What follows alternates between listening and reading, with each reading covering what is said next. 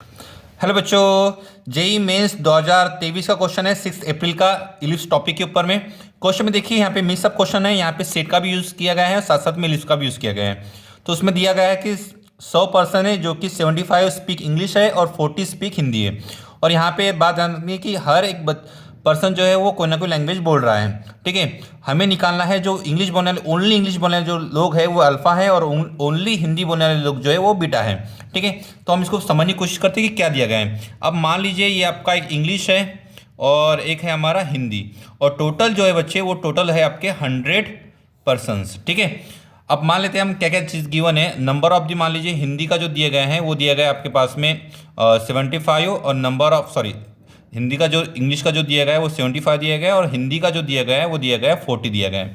और number of जो हिंदी और इंग्लिश मिला के जो दिया गया बच्चे 100 ही है। हमें निकालना सबसे पहले कि इसकी बीच में क्या कॉमन कितना चीज़ें हमें एक्चुअली में चाहिए। आंसर ये ओनली हिंदी और ओनली इंग्लिश। ये इंग्लिश है और ये हिंदी है, तो ओनली हिंदी यानी ये वाला पोर्शन में चाहिए, उसमें से हम इसमें से वैल्यू माइनस कर देंगे तो हमें ओनली हिंदी मिल जाएगा। सिमिलरली ओनली हिंदी निकालने के लिए आप इसमें से कॉमन जो चीज़ें वो निकाल लोगे तो आपको मिल जाएगा।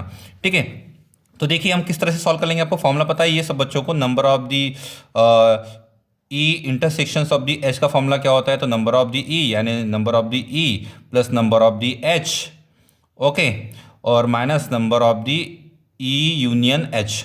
तो यहाँ पे फॉर्मूला लगेगा 75 प्लस 40 माइनस 100। तो यहाँ पे आपका आ जाएगा बच्चे, ये हो जाएगा 115 माइनस 100 आपका हो जाएगा 15। ओके, तो यहाँ पर देखिए ये आपकी जो वैल्यू बच्चे 15 है, तो हम बोल सकते हैं कि टोटल इंग्लिश वाले जो थे 75 थे, 75 में से 15 गए तो आपके बच्चे कितने बच्चों 60।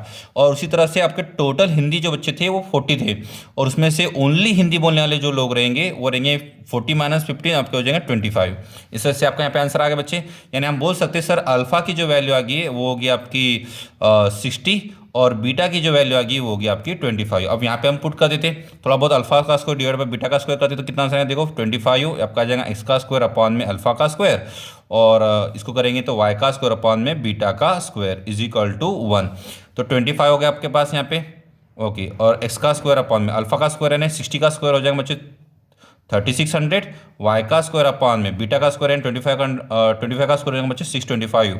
ओके, फिर 25 से मल्टीप्लाई करेंगे तो यहाँ पे देख लेना आंसर आएगा एक्स का स्क्वायर अपॉन में 144 और वाई का स्क्वायर अपॉन में 25 इज इक्वल टू 1। अब मुझे इसेंट्रिसिटी यहाँ पे निकालना थी, तो ई का आंसर सभी को पता है रूट ऑफ दी 1 माइनस छोटी मियाँ अपॉन बड़ी मियाँ, यानी 25 अपॉन में 144।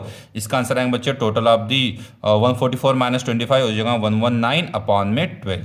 तो इसका आंसर कौन सा है बच्चे, सी आंसर इसका राइट है, वो है 119 अपॉन में 12। अब देख लीजिए आपको टोटल हिंदी यानी इंग्लिश बोलने वाले लोग और साथ साथ हिंदी बोलने वाले लोग मिलाकर थोड़ा सा यहाँ पे चेक करना था किस तरह से दिया था। हिंदी ओनली हिंदी जो आएंगे वो आपके 60 आएंगे, कॉमन जो हिंदी और इंग्लिश बोलने वाले लोग कितने बच्चों 15 है। ठीक है, तो यहाँ पे इस हिसाब से हम यहाँ पे सॉल्व करेंगे। अल्फा बीटा की दी थी, आराम से क्वेश्चन सॉल्व कर सकते हैं। इसको समझ से चलना है कि क्वेश्चन मिक्सअप क्वेश्चन आता है। ठीक है, थैंक यू सो मच।